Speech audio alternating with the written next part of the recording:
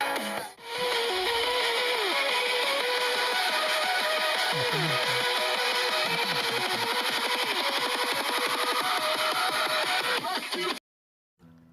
students, how are you all? Today we will continue our last chapter, The Adventure of Toto's second part. In our first part, we have read that how Toto came to Arthur's home and what mischievous things he done there, how he tore Arthur's blazer and how he disturbed all the animals in servants' quarter. Today we will read what mischievous things he had done afterwards. So let's start. Toto remained in the bag as far as Saharanpur, but while grandfather was producing his ticket at the railway turnstile, Toto suddenly poked his head out of the bag and gave the ticket collector a wide grin. So let's discuss important words. First is turnstile. A turnstile is a form of gate which allows one person to pass at a time. Second is poked. Here poked means to come out suddenly. And third is grin. Grin means broad smile, which usually monkeys have. As we know that grandfather has locked Toto in the bag, but when he reached at platform, he had to produce ticket to ticket collector. To produce ticket, he opened his bag, and when he opened his bag, Toto poked his head out of the bag and gave a wide smile to ticket collector. The poor man was taken aback, but with great presence of mind and much to grandfather's annoyance, he said, "Sir, you have a dog with you. You will have to pay for it accordingly." In vain did grandfather take Toto out of the bag. In vain did he try to prove that a monkey did not qualify as a dog, or even as a quadruped. Toto was classified a dog by the ticket collector, and 3 rupees was the sum handed over on as his fare. Here taken aback means shocked, and quadruped means an animal who walks with 4 legs. After seeing Toto suddenly, the ticket collector was shocked, but showing a great presence of mind, he asked Arthur's grandfather to pay the fare of Toto and called him as a dog. Arthur's grandfather tried a lot to prove that Toto is a monkey, not a dog, but all in vain, and at last he had to pay a sum of 3 rupees as a fare of Toto. Then grandfather, just to get his own bag, took from his pocket our pet tortoise and said, "What must I pay for this, since you charge for all animals?"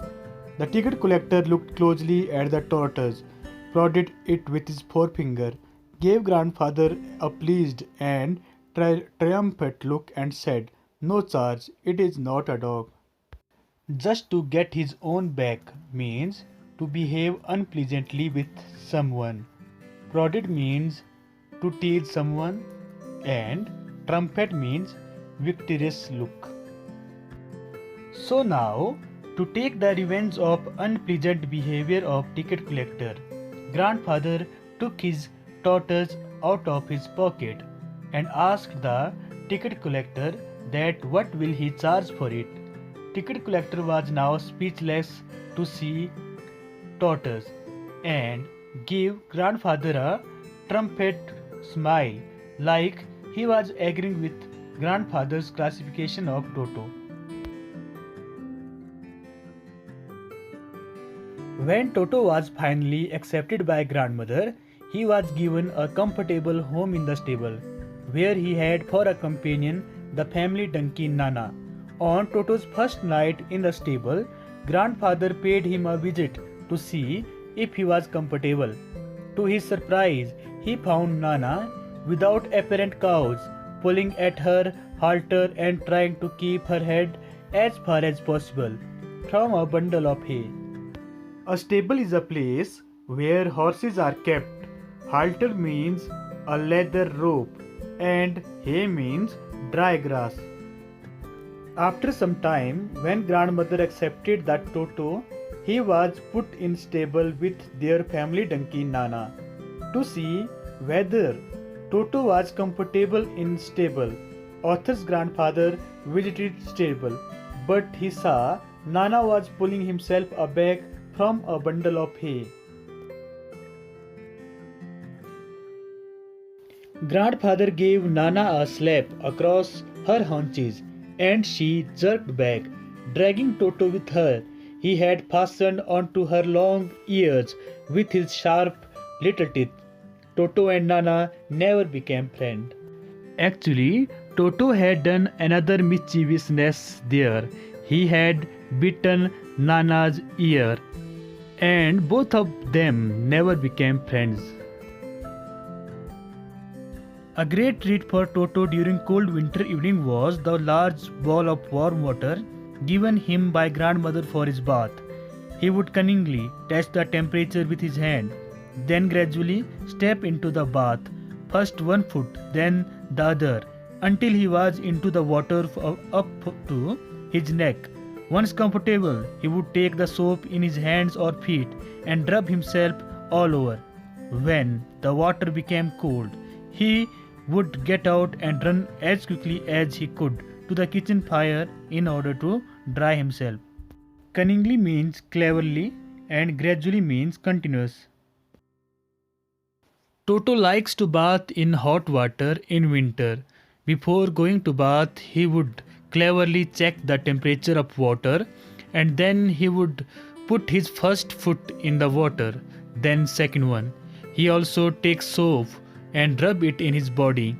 He learned all these skills from Arthur because monkeys are master in copying. If anyone laughed at him during this performance, Toto's feelings would be hurt and he would refuse to go on with his bath. One day, Toto nearly succeeded in boiling himself alive. A large kitchen kettle had been left on the fire to boil for tea, and Toto, finding himself with nothing better to do, decided to remove the lid. Finding the water just warm enough for a bath, he got in, with his head sticking out from the open kettle. This was just fine for a while, until the water began to boil. Toto then raised himself a little, but finding it cold outside, sat down again. He continued hopping up and down for some time, until grandmother arrived and hauled him, half-boiled, out of the kettle. Refuse means to say no to anything, and hauled means to cross. As we know, Toto likes to bath, but if anyone laughs on him during this exercise, he would refuse to bath. One day, he saw a kettle of tea in kitchen. He removed the lid and put himself in it. He thought the water was to bath. Fire was on and it started boiling soon. Luckily, grandmother came in and saved Toto from boiling. If there is a part of the brain especially devoted to mischief, that part was largely developed in Toto. He was always tearing things to pieces. Whenever one of my aunts came near him, he made every effort to get hold of her dress and tear a hole in it. One day at lunchtime, a large dish of pulao stood in the center of the dining table. We entered the room to find Toto stuffing himself with rice. My grandmother screamed and Toto threw a plate at her. One of my aunts rushed forward and received a glass of water in the face. Here devoted means to give a lot of time to anything, and stuffing means packing. So as the Toto was growing older and older, his mischievousness was also going greater and greater. One day Toto entered in the dining room and there he saw a dish of pulao. He started eating the pulao, and when grandmother saw him eating the pulao, she screamed on Toto, and in return Toto threw a plate on her and a glass on Arthur's aunt. When grandfather arrived, Toto picked up the dish of pulao and made his exit through a window. We found him in the branches of the jackfruit tree, the dish still in his arms. He remained there all afternoon, eating slowly through the rice, determined on finishing every grain. And then, In order to spite grandmother, who had screamed at him, he threw the dish down from the tree and chattered with delight when it broke into 100 pieces. Here, arrived means to reach, screamed means to shout loudly, chattered means nonsense behavior, and spite means to hurt someone's feeling.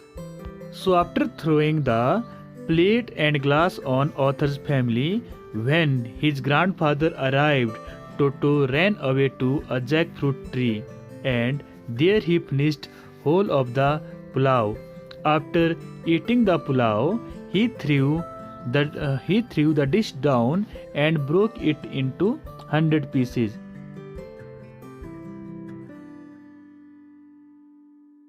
Obviously, Toto was not the sort of pet we could keep for long. Even grandfather realized that we were not well to do and could not afford the frequent loss of dishes, clothes, curtains, and wallpaper. So, grandfather found the Tonga driver and sold Toto back to him for only 3 rupees. So, this was the story of Toto's mischievousness, and at last, Arthur's grandfather sold Toto for 3 rupees to Tonga driver again, having a loss of 2 rupees.